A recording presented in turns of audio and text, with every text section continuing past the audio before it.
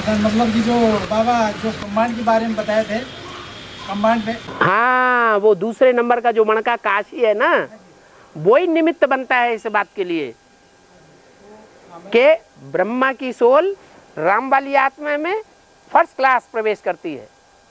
फिर उसके बाद अगर प्रैक्टिकल रूप में भी तो चाहिए।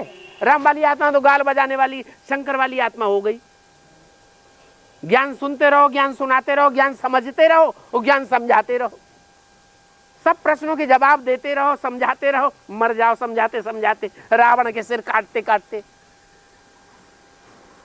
रावण के सिर काटते थे, फिर क्या होता था? काटो वो फिर नहीं सर, एक प्रश्न का जवाब दो, एक प्रश्न के पीछे ढेर प्रश्न, कहां तक जवाब दोगे? तो ये प्रैक्टिकल ज्ञान नहीं हुआ।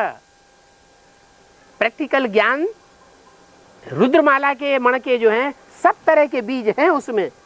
तो कोई ऐसा बीज भी तो होगा जो प्रैक्टिकल जीवन वाला हो,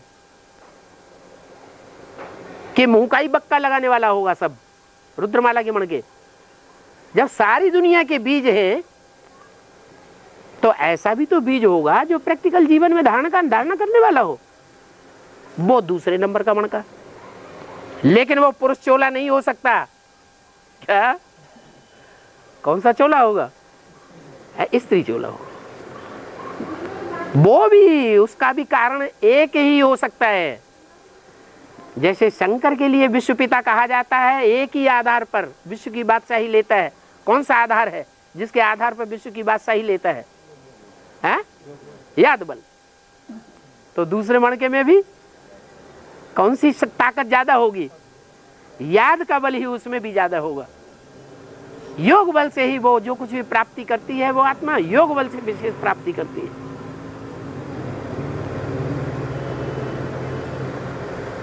किसी फील्ड में किसी को देखने में नहीं आएगी।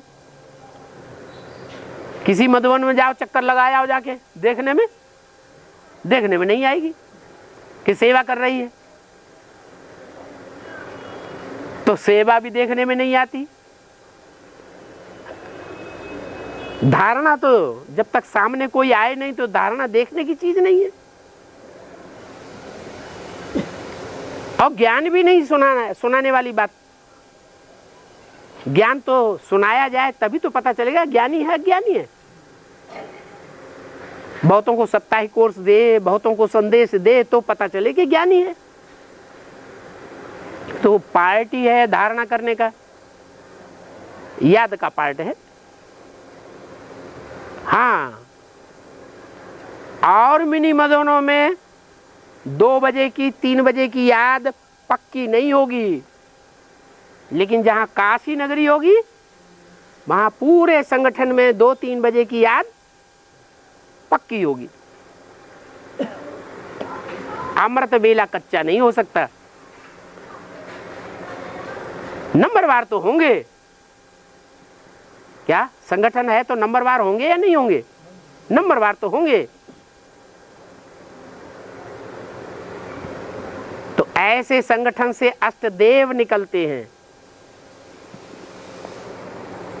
वो अष्टदेव और वंशों के होंगे या सूर्यवंश के होंगे? हैं? जरूर सूर्यवंश के होंगे। सूर्यवंशी ही 16 कला संपूर्ण होते हैं, और वंश वाले तो कम कलाओं वाले होते हैं। कम कलाओं वालों को देवता कहेंगे? पक्का नहीं।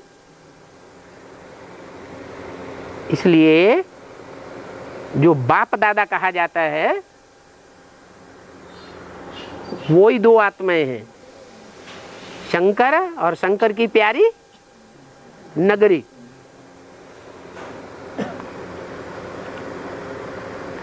ये अर्धनारीश्वर का प्रैक्टिकल रूप हो गया। नहीं तो इतना बड़ा ब्राह्मण परिवार एडवांस का सारे भारत में और विदेशों में भी कुछ न कुछ फैला हुआ है।